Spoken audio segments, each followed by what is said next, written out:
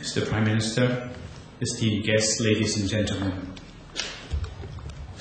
I have come rather as a replacement for a much more distinguished guest, Venerable Thanissaro, who unfortunately, as you heard, was unable to be here with us today because of a small accident while visiting the hill tribes in the north of Thailand recently. But I hope that the short presentation I have for you will be nonetheless eye-catching for the want of a better presenter. In fact, it's my profound pleasure to have the chance to address such a distinguished multidisciplinary forum for ASEAN leaders. Even in our own lifetimes, the styles of social and business leadership have moved through three different waves of development.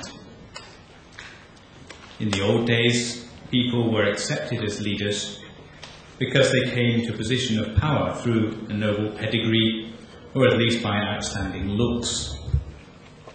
Leaders of that era mostly made their mark by making sure that their populace was properly fed, or at least that their society was in good order.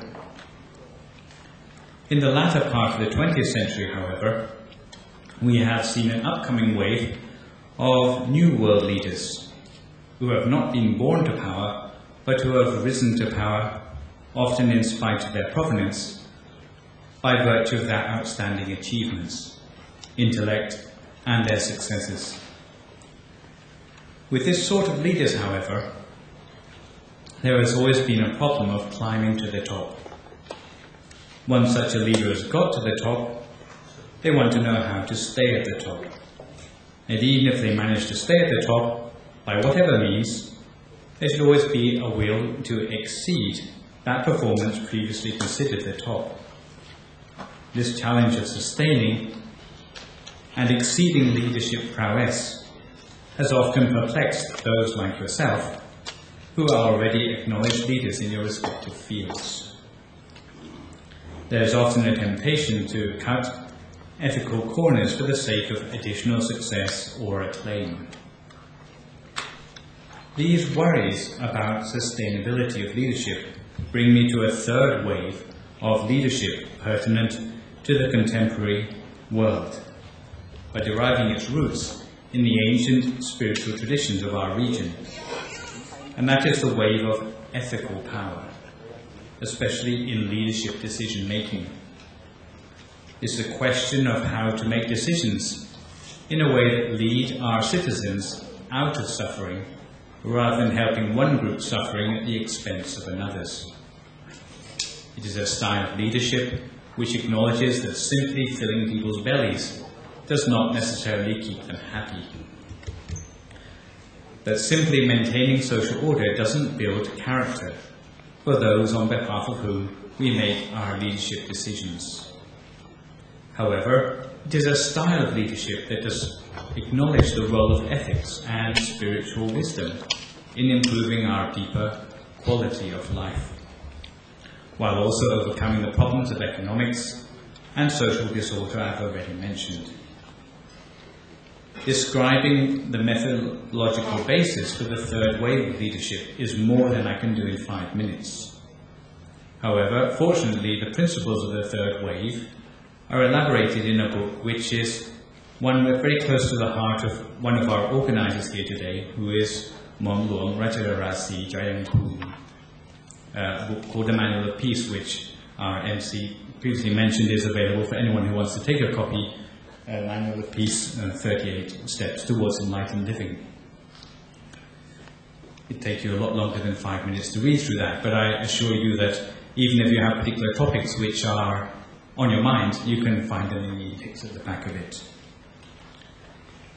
It's a book I had the pleasure to have a hand in compiling since about 2005 from the lectures of the teacher Prabhavana Wiriyakun, who was not able to be here with us today.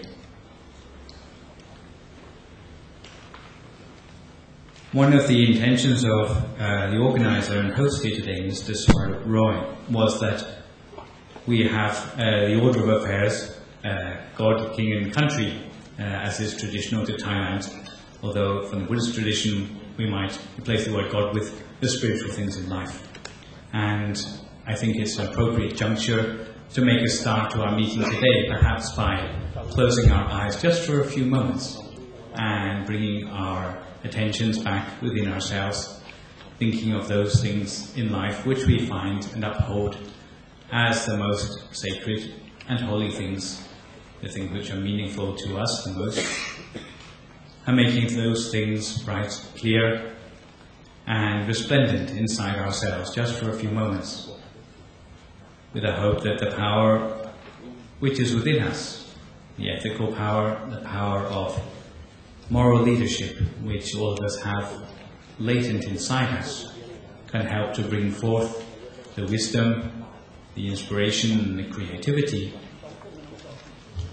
to overcome all the challenges presently in our path on an economic basis, to overcome the recession and to be victorious in leading the whole of our region into better times, more prosperous times, through all the potential and prowess which all of us have today.